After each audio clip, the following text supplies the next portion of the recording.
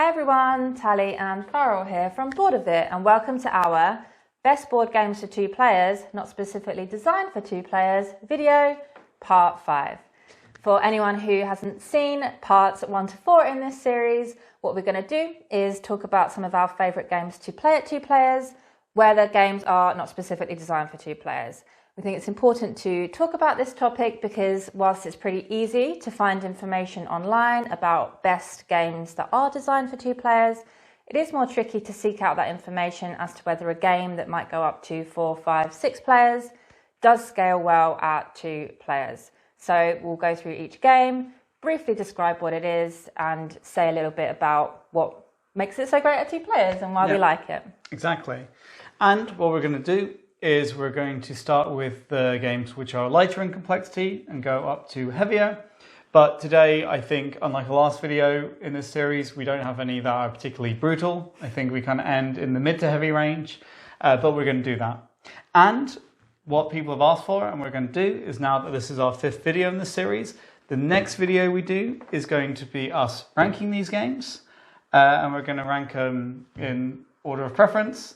But we talked about it. And it was, it's hard to rank them in terms of which is best for 2 player, because obviously they're designed for more as well. And once you get to a certain point, a lot of them are equal. Yeah. So it's kind of going to be half suitability for 2 players and half our personal preferences. And we're going to go through them. So if you want to know which of all the games we've talked about we've liked the most over these 5 videos, you can come back and watch that next week. Yeah. But let's get to the games and talk about the good stuff. Cheers, we're having a little Easter beer. Frost. Go.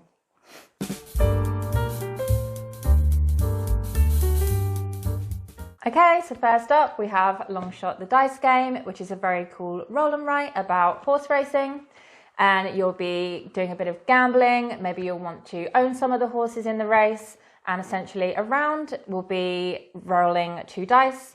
One has a colour on it and one has a number on it. The colour refers to the horse and the number refers to how many spaces they're going to move along in the track. So it's a little bit of kind of push your luck. You can do some different powers like pulling horses back if you don't want them to win, or pushing them forward. And it's very fun, kind of interactive roll and write game. Yeah, and you're also crucially gambling because so who wins is who makes the most money. And your bets are kind of multipliers. So if you have $6 on horse number 9, if horse number 9 wins, it has like a multiplier of 9. So then you get a lot more money. So you're using all these powers, as Talia said, to kind of get the horses you care about to win. Yeah. And this actually goes from 1 to 8 players. And so it might be surprising it's on this list because you would think it's a party game. You would think you'd want a lot of people because it's quite interactive. But I can say that I was genuinely surprised by how good it was at 2 players. And I've played it a lot more than you, and mostly at 2, although we've played a couple of higher player count games now.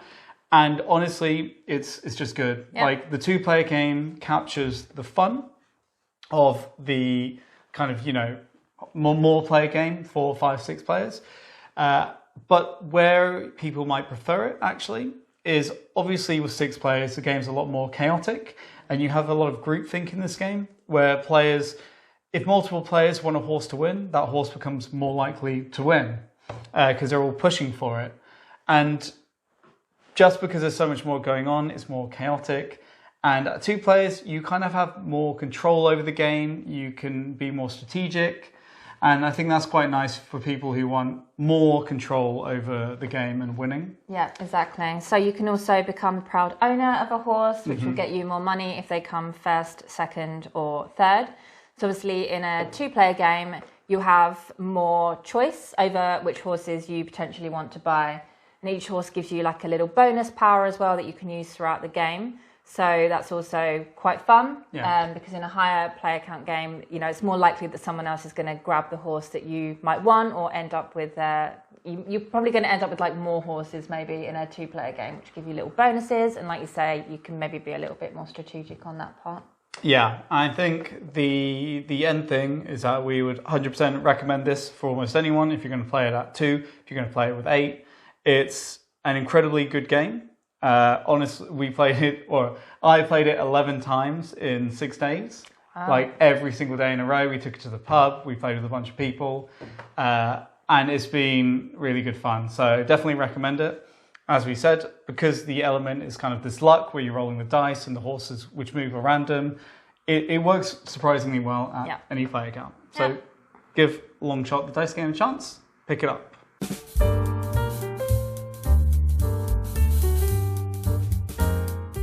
Next up, we have Fleet the dice game, which is another roll and write, but roll and writes generally have lower complexity, so that's why they're all at the bottom of this list. But this is another game which goes from between 1 to 4 players that we have been particularly enjoying at 2 lately. Essentially, it's a fishing themed roll and write where you go through different phases. So you have the fishing phase where you roll a bunch of dice with different fish on them. You take the dice, you cross out a box on the matching fish, and eventually you'll get to get licenses, which gives you little bonuses, or you get to launch a boat, which will gather fish, which are worth VP.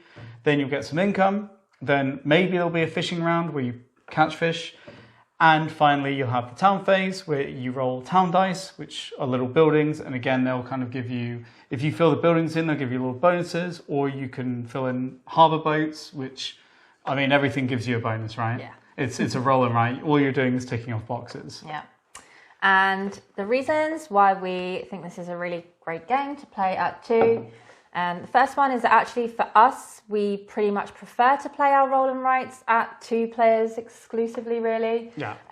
None of the ones that we own particularly we'd want to get out when, we're having friends round for game night, because a lot of the time you are just sitting there waiting for the other person to finish ticking off all of their things or drawing on the map or whatever it might be. So obviously the more players you have, the more time or like downtime there's probably going to be between rounds.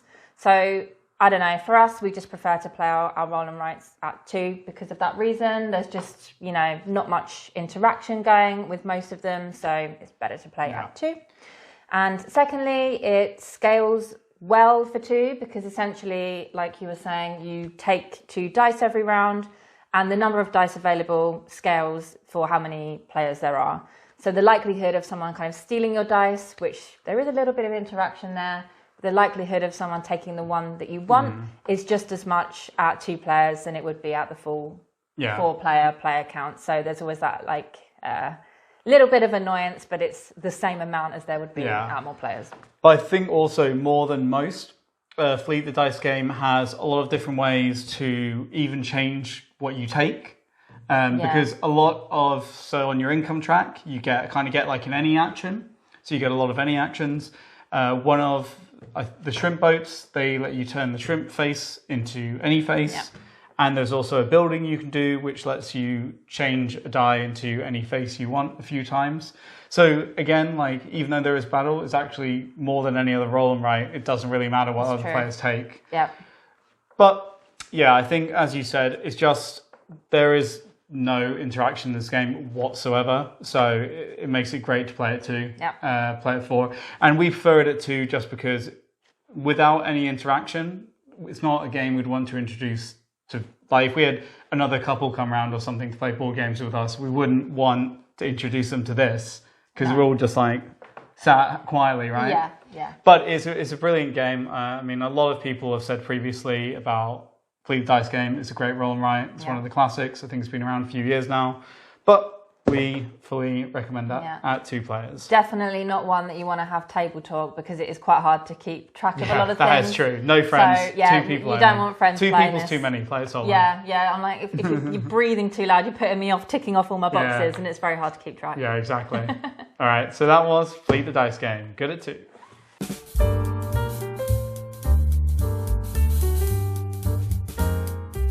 Here we have Witchstone for 2 to 4 players. And this is, the easiest way to describe it is a Euro. There's a lot of tracks, there's a lot of points in many different ways.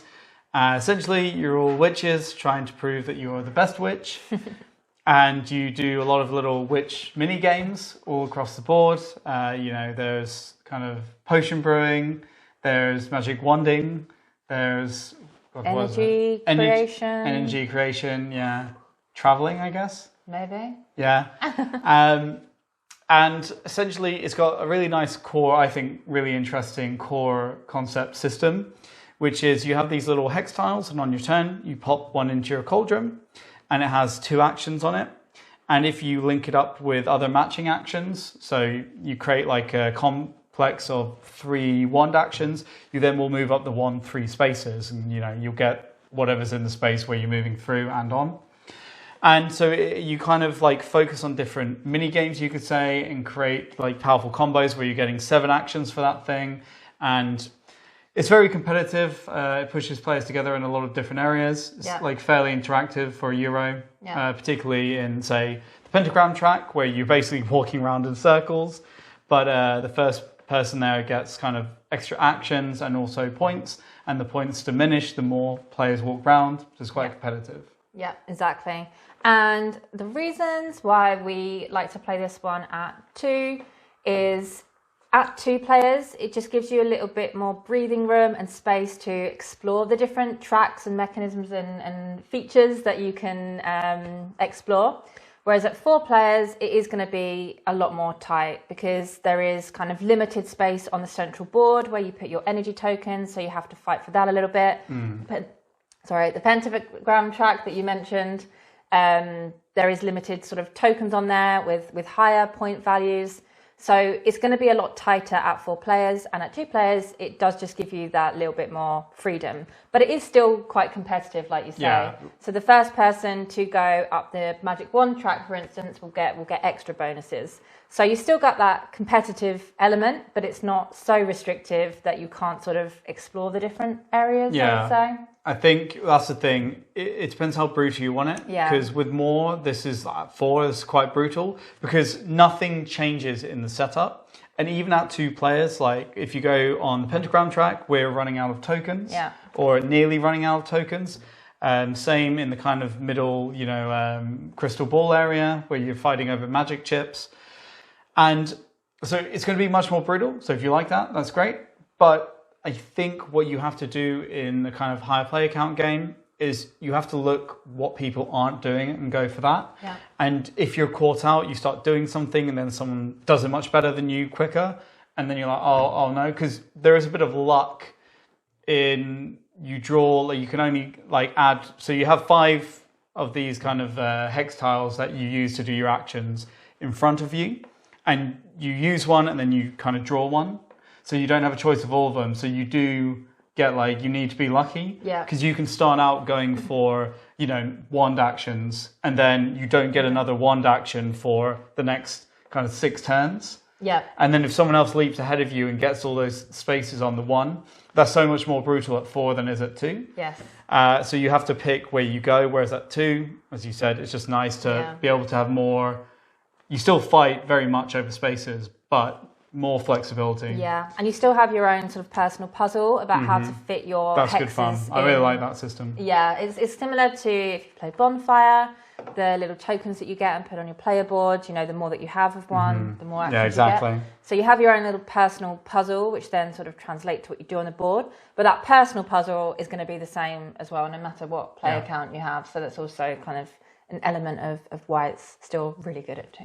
Yeah, but we recommend this. It's something we've really enjoyed, and what I particularly like about it is it plays quite quickly. Yeah. It sets up quite quickly, it plays quite quickly, but it's quite like a meaty game. You really get a crunch in there.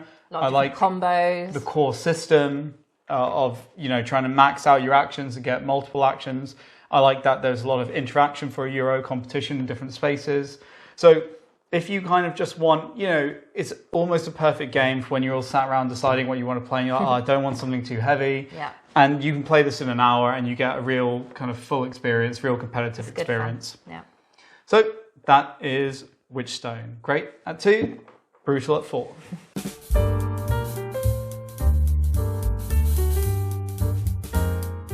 All right, so next up we have Dinosaur Island, Rawr and Write, which is a roll and write implementation of the, I'm going to say much loved, but not by you, Dinosaur Island. I enjoy playing it, but no game annoys me as much while I play it. Yes.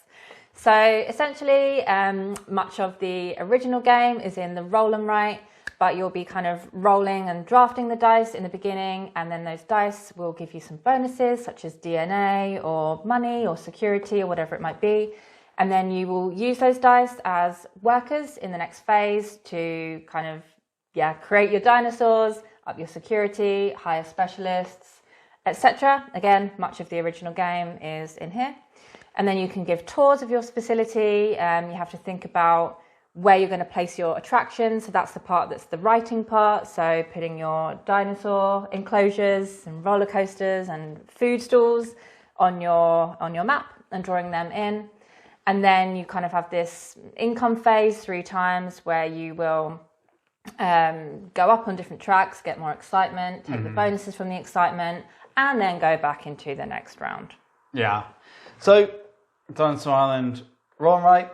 When I first opened the box, I was like, I can't believe this is the first roll and write game we have. We have about 12 or something. That doesn't include writing implements in the box. Oh, yes. And I was like, how dare they? And then we opened Fleet the Dice game and it was the same thing. So I was like, okay, maybe we just got lucky so far. Yeah. So I took those minus points off Dinosaur Island. But in terms of why it's good for 2 players, I think we said it's 1 to 4 players. Essentially, this is actually quite an interactive roll and write game because you have worker placement. So you have a very standard roll and write thing where you roll a bunch of dice and, players all take one in order or draft the dice. So there's a bit of interaction with that. But they step that up because after you get all that stuff, you actually use those dice as worker placement. And there's a nice system in that if you're familiar with Dinosaur Island, there's this kind of threat element where the die have pips that indicate threat, and whichever one isn't picked for that round, you have to add that threat to your kind of threat area. And it makes it more likely that dinosaurs will eat people. And what's nice is that if you do the worker placement space, multiple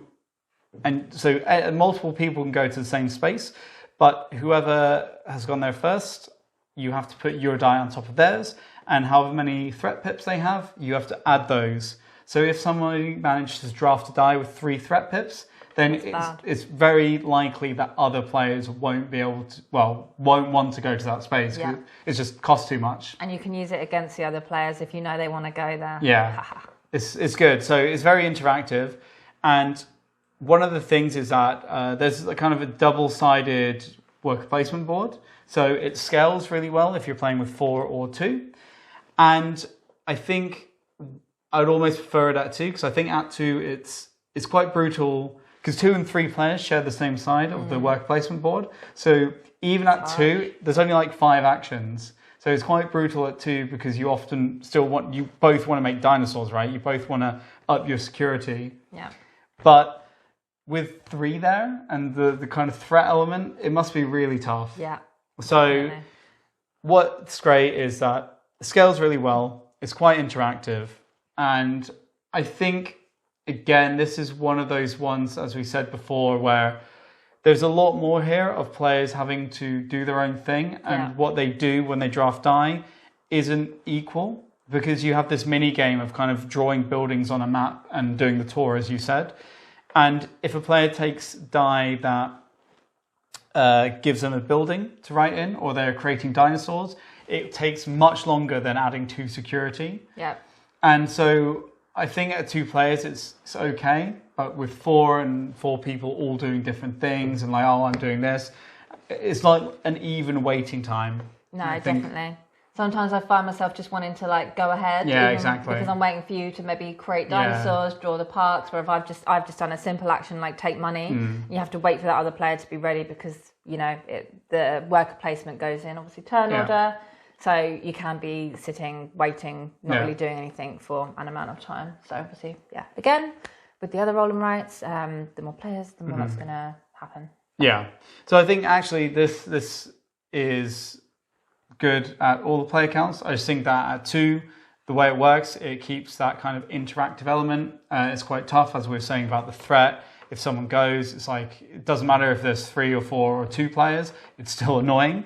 But it's just a nice game. It's like it's a good roll and write. It's quite heavy. There's there's a lot of interesting decisions. There's a lot of different routes to go down. So yeah, I think also personally for me and us, roll and writes are great couple games because they're usually quick. Something you can chill out to if you just want to chill out for the night. Home. You don't have to do too much setup. So roll and writes are always going to be good 2-player recommendation games, I think, no matter what they are. Yeah. So that was Dinosaur Island, Roll and Write.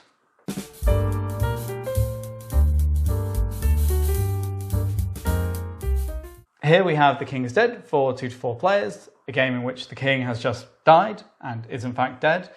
And now all the rival factions within Britain, Wales, Scotland and England are trying to get someone from their country elected the new king. And also the French are involved somehow if no one can agree, because they see an opportunity. So in this game, Britain is divided into 8 sections, and kind of the game is constantly going on, but each, you could say, round, you're fighting over one territory. And whoever has the most cubes in that territory is going to win that territory. And whoever at the end of the game, when all the 8 territories have been fought over, has the most kind of discs that show they control it, they will win the game. But players can kind of back anyone they want. So whoever has the most cubes in front of them will actually then be the winner if they match the winning faction. But how it works, and the interesting twist, is that players have 8 cards, and that is all the cards they have for the game. And on any given turn, they either play one or pass. And if all players pass, then you just see who has the most cubes in the region you're fighting over. That's how you sort it. So there's a lot of really interesting things because you have to know when to give and take. It's quite an interactive game. And why do we like it at 2? I think it's important to say as well that you don't personally represent a faction. So your alliances might change throughout the game as well. So even if you're playing at 2 or 4, that kind of same mind games that you that you might want to try to bluff to your opponents what you're trying to do, which factions you're trying to go after, if you're going after the same ones as them, you're trying to get the most cubes of the same factions, that could happen. That is still present at any kind of player count. But the main thing is that actually at 4 players, it becomes a team cooperative game. So you're split into 2 teams. But the fun part is that you can't actually speak to each other. I think something that's interesting as well in this is how you get followers is when you play a card, you also take a cube from anywhere on the board. And what can actually happen, like you say, with your allegiances changing, is sometimes you'll take cubes from people you don't want to win. Yes. And then because it weakens their stance, but then you'll end up with a bunch of their cubes. You'll be like, wait a second, now maybe I should care about and make them win. Yeah. And you can do it accidentally, which is quite funny. Yeah.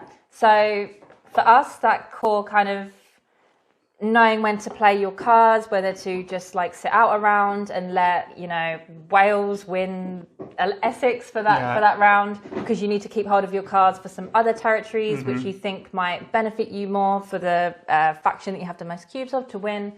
That core element and like fun is still there no matter what the player count, because you're not personally representing a faction. It just feels really kind of the same, right? Yeah. And it should be noted, as you said, the 4-player game is completely different.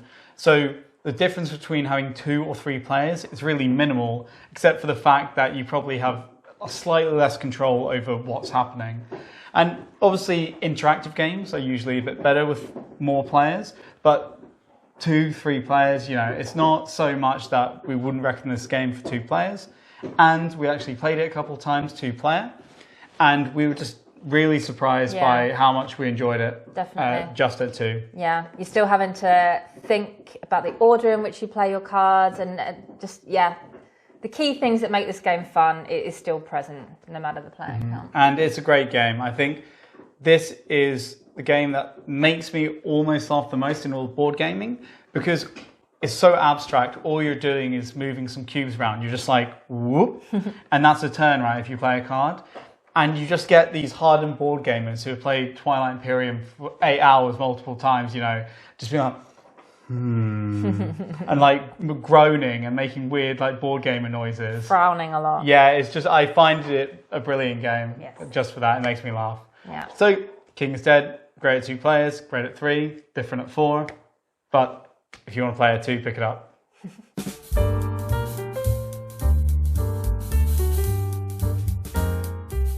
Next up, we have Dead Reckoning, a game which we recently did a review of and we are pretty enthralled with. Yeah, love it. And this is a Pirate 4X adventure game where the core system is card crafting, and it's an excellent core system. You have these cards, which are your kind of crew, and they all have different abilities. And once per turn, you're going to level up one, so it's going to get a more powerful version of this ability. But you can also, by sailing around, buy what's called advancements, and these you slot into the card, and then it also gives them another action. So as the game goes on, you build up these really powerful cards that you've kind of crafted, and then it allows you to pick what strategy out of multiple strategies in the game you want to undertake, because there's elements of area control, there's elements of kind of controlling islands and producing on them and sailing, gaining money that way, almost like a pirate farmer. You can battle and get money through that. You can be a proper pirate, antagonistic, and you can also be a bit of an explorer. Yeah. You can sail around and buy powerful advancements, which are further away, but they give you more powerful actions. Yeah, exactly. And a couple of reasons why we really enjoy to play this at 2 players. One of them is that we feel like this is a game that is maybe just on the edge of maybe nearly overstaying its welcome. Yeah. It does go on for a couple of hours, and it's not that it's too long, but kind of just any longer. The edge. Just be maybe it's really too much. pushing that envelope. Yeah, exactly. So obviously the more players you have, the more it's, teetering towards that line. Yeah. So we love playing it at 4 players, don't get us wrong at all, but at 2 players, a bit less of an issue. And like we said, there's really a variety of strategies that you can go for here. At more players, certain strategies are going to be more interactive. So in 4 players, if everyone goes for sort of land control, there's going to be more competition for that than there is in 2 players. But equally at 4 players, if nobody decides to go for land control strategy or to really pursue it, then there is going to be less interaction, and then it would be kind of very similar to a 2-player game. It is really dependent on the strategies that everyone is going for. Maybe at 4 players, if you go for pirate as well, where you just want to go around and battle everyone, there's obviously more people to battle in a 4-player, but still at the 2-player, it's easy enough to just kind of move around and battle someone. So it's not too different. And there's also non-player enemies that you can battle in the form of merchant ships. So there is also that option in the lower player counts. You can still battle. Yeah, I think it's a bit of a weird one because how interactive it is at any player count very much depends on the strategies people put into it. And even at 2 players, we've basically had every island in the game with some cubes on it. It's just that the cubes are removed less because there's only 2 of us. Yeah. What I find really interesting is I wouldn't say, even though it's more interactive, I have more fun at 4 players than I do at 2. I don't have more or less at either count. It's just because where the fun comes from this game is kind of the core mechanics and the crafting system. Exactly. And as we said in our review, the systems are all quite simple, but it becomes something greater than some of its parts. So I would happily play this at 2 because it's quicker. You still have the area control. What I've actually found that's interesting at 4 players is people tend to get islands, and because there's so much competition for islands, they get buildings up straight away, forts, so it's very difficult to attack. And then if you don't have players in that game that have kind of upgraded their cannons and gone for the pirate battling mode, it just kind of sits there, and everyone gets an island or 2 islands and locks up, and then nothing really moves besides maybe 1 or 2 islands. Yeah. And actually at 2 or 3 players, because there are more to have and you can't control them all as well, it becomes a lot more interactive, if you know what I mean, in a weird way. Yeah. But like I said, I mean, it's good at any player count. I just think the bonuses being quicker and the fact that I don't have any more fun at 4. Yeah, I think the core card crafting system, like you said, that's the same. Yeah. At any player. Buying advancements, that's the same. It doesn't really matter because they're always refilled. You're always going to be able to buy some kind of advancements for your cards to make them more powerful. Maybe someone will get to one quicker in a 4-player game, but then it just gets refilled. And something I think what it is everything's equally as interesting in terms of what you can level up and do. Exactly. So it doesn't really matter if someone gets to an advancement before you do, because the next one that comes out, or there's probably another one on the board, that's equally as good. And that excitement of leveling up your cards and seeing what's coming up next in your hand to play is the same. I think that's the core part of the excitement for me, and that's the same at any player count. Exactly. So, Dead Reckoning, we've really, really enjoyed this game, and honestly, there's benefits to playing it at 2, I think. Yeah. So, don't be scared of getting it if you are only going to play it at 2.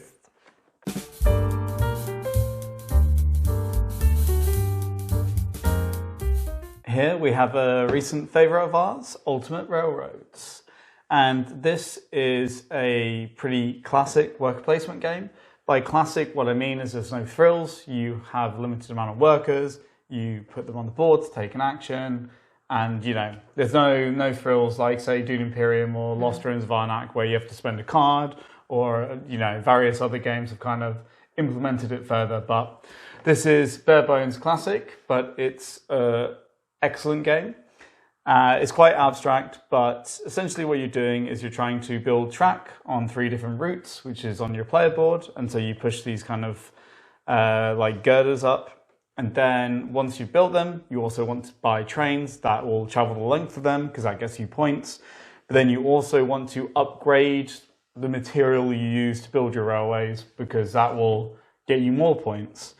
But there are kind of, each route has its own different ways to score, and if you have this big box, so the original game was Russian Railroads, and this box is a reprint with all those expansions. So you have like German Railroads, Asian Railroads, American Railroads, and each map has different kind of mechanics and ways to score points and little tricks to discover. Yep, exactly. And the reason why we think this works really well for 2 is generally worker placement games typically scale very well, and this in particular does have a special side of the board for 2 players, so it's scaling the amount of worker placement spaces that are available, so you still get that really tense type feeling and kind of race for spaces as you would in a higher player count game.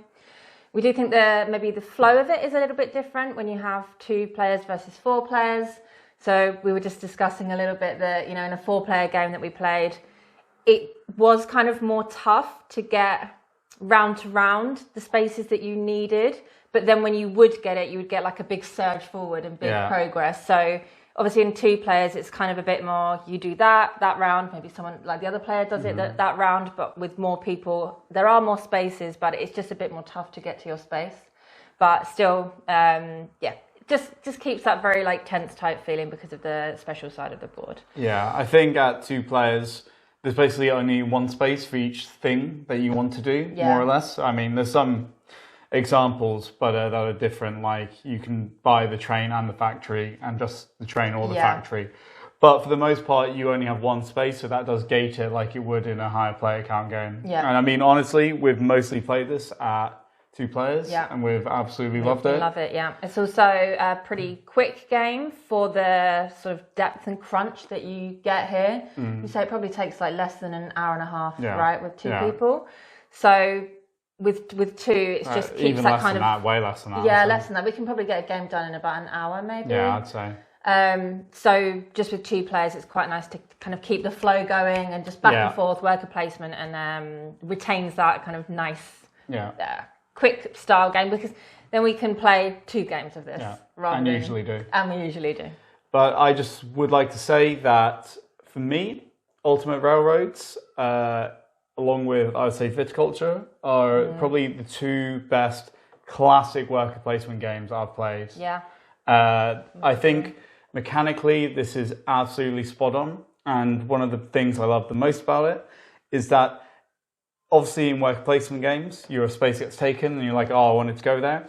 Every alternate option in this game is something you want to do. Yeah. You're never left like stuck out. And it's just everything's interesting and you want to do everything. It's such great design in that way. Definitely. And that holds up at the 2-player count. Yeah. So for sure, yeah. We have a full review of this if you want to find out more of our in-depth thoughts on the game. Yeah, if you like classic worker placement, classic Euros, this is definitely one to look at for sure. So, Ultimate Railroads, good for 2 players. Excellent for 2 players.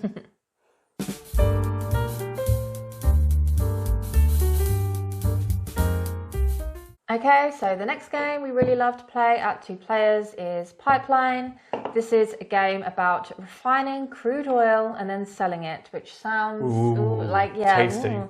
A little bit dry, but the brilliant artwork by Ian O'Toole is really lifting this game up, I think. Yeah. It makes it something you'd actually want to look at. Yeah, if this was kind of beige art, it maybe wouldn't cool to be played as often as it does, then the artwork really helps. But it's a very cool game. Essentially, every round you will take your worker and place it on a space on the board. It's not classic worker placement in that you block other players out. It's more to mark, just to show where you've gone.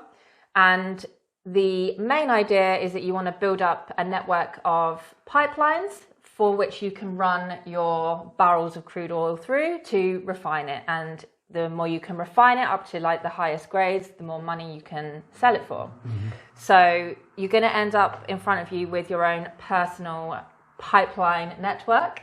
And you'll be taking tiles from the central board, which are essentially kind of like puzzle pieces, and the pipelines which have different colours for which you can run different types of oil through.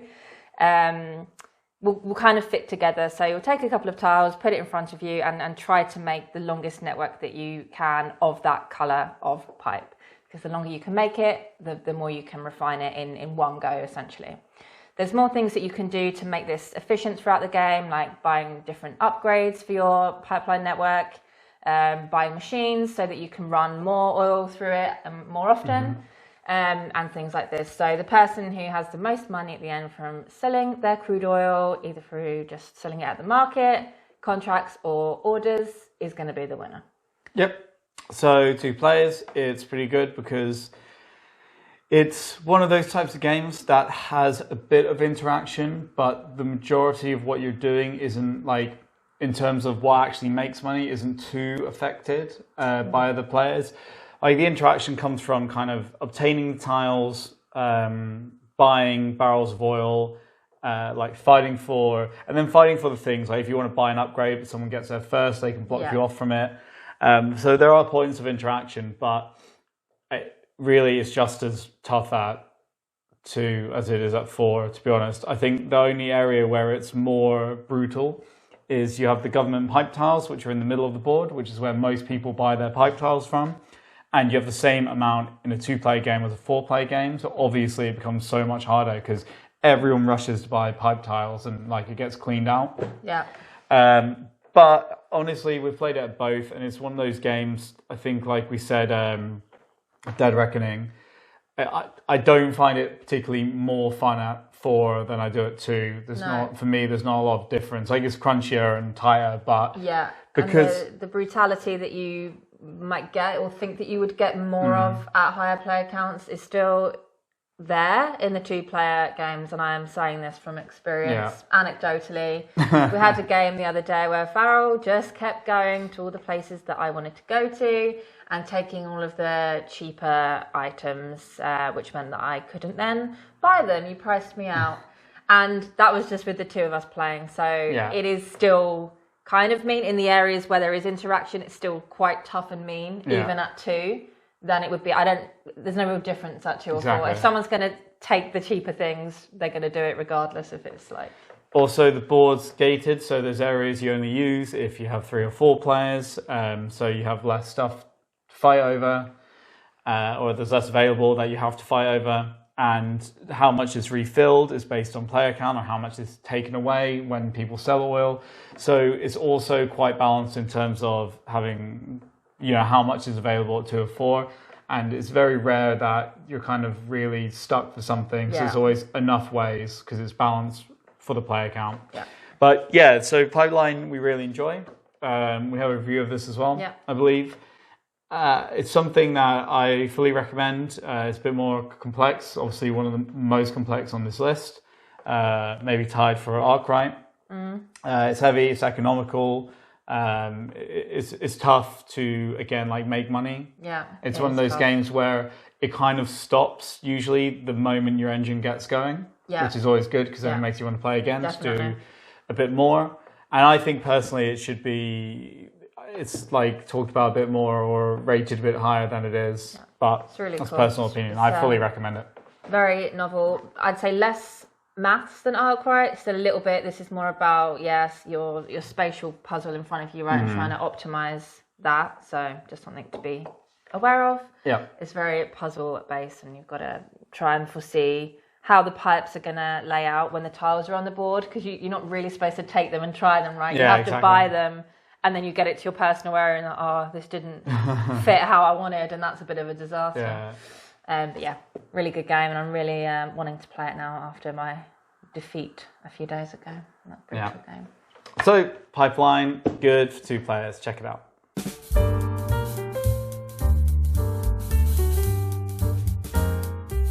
Now we have the probably heaviest game in this list, Arkwright the card game, which is a re-implementation of Arkwright. And this is very much of the mold of, say, Brass Birmingham or Anno 1800, where you're kind of industrialists manufacturing goods. But this one has a little bit of a stock element.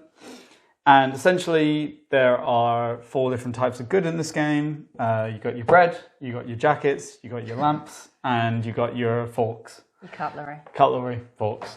And each round, one of these types will be produced, and if you have a factory that produces that, you'll produce it, and then you'll make some money, but then you have to pay for your factories, and you have to pay for your workers, and it's very much a game that you might not make any money from a factory for a long time before it becomes profitable, and it's pretty grim. I can see why people try and cut corners, because it's not easy running a factory. I mean, we played halfway through the game once, and I had a total profit of £7, and you had lost 15. I was jealous of your £7. Eventually you do start to make money, but the way it works is you kind of have a tile that represents a factory, and then you play cards to the side of it. To the left you play workers, which will increase the number of goods you can make, but they obviously cost more because you have to pay per worker. And on the other side, you can either increase the value of your good or your distribution, so how many people kind of see it and want it. Or you can kind of mix and match a combination of the two, depending on your situation in the game. Yeah, exactly. And we like this one for 2 players because even though it's a stocks game, the player interaction is relatively little. There's a very small window in the game each round where you can kind of affect the other player. So on the central board, you can impact by how much you're kind of producing and trying to distribute the purchasing power. So there's a cube that kind of moves up and down each good track, which might impact how many the next player can sell. But it's usually only by 1 good, which, to be fair, is quite a lot in this game, but that's the only real interaction. The rest of the time, you are really focusing on your own factories, deciding how to upgrade them, what you want to do with them. And it's not like there's limited demand from the consumers. The other players don't impact the demand for your goods at all, even if you're producing the same goods. So if we both are producing bread, if the demand is set at 5 or whatever, we'll both still be able to sell 5. So it's not like you're taking the market share from the other person. Exactly. So it works pretty well for 2 in that regard, right? And to have more players wouldn't impact it as much. The cube might go up and down a little bit more, maybe, but there's a double-sided board as well. So then it's kind of, I think it's number of spaces, because it has to move a certain number of times before it triggers something. +1 or -1. Yeah, before it triggers, like, +1, -1. So I think there's more spaces on the other side to affect that. So also it's kind of balanced for 2 or 4 players, but yeah, there's just a very small window, like you say, of interaction.